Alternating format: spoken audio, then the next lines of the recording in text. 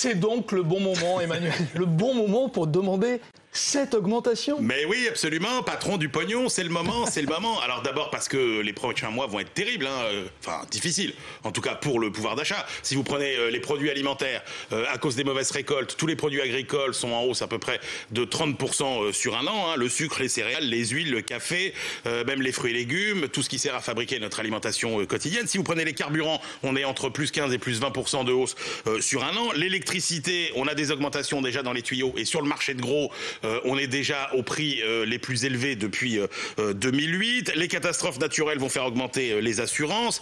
Le prix du fret multiplié par 4, ça veut dire que tous les produits qu'on importe d'Asie vont aussi être plus chers. Je vous fais cadeau de la hausse de l'abonnement Netflix de 3 € par mois. Vous allez me dire, c'est pas beaucoup. Plus embêtant, par contre, vous savez, depuis la crise sanitaire, vous pouviez utiliser vos tickets restaurants jusqu'à 38 €. C'était le nouveau plafond au lieu de 19. Et ben, ça va retomber à 19. Donc ça, c'est pas une bonne nouvelle. Il y a que le coût de la rentrée scolaire qui reste à peu près sage. Alors ça c'est pour c'est pas que pour votre patron en fait. Bah oui, ça vous allez me dire c'est bien beau, vous allez dire ça à votre patron, mais c'est pas son problème. Bah oui. Sauf que cette année, il a quand même plus de chances de vous écouter que d'habitude. D'abord parce que dans beaucoup d'entreprises, alors sauf dans les secteurs où ça reste encore très compliqué à cause de la crise sanitaire, mais ça n'est que 10% de l'économie, il faut le rappeler, votre patron, il aura du mal à vous dire qu'il n'a pas d'argent. Je rappelle que le CAC 40 a fait des profits historiques au premier semestre, 60 milliards d'euros, c'est du jamais vu. Sur les faillites, on est à 25% de moins par rapport à d'habitude. Donc, de l'argent, il y en a quand même. Et puis surtout,